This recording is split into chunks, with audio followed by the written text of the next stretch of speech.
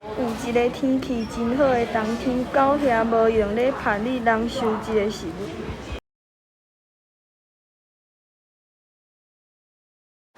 有一只大饼的巴肚头甲富富叫，伊对你仔远过，开喙讲车讲，真歹势，敢会当互我一件遮样物件咧？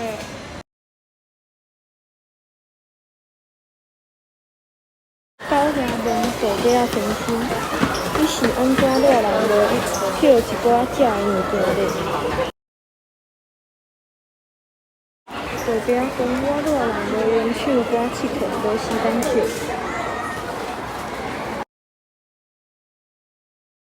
狗兄讲好天就借互人用，你惹人过手赶过佚佗，无捡借的物件，冬天当然无物件通借。谢大家努力。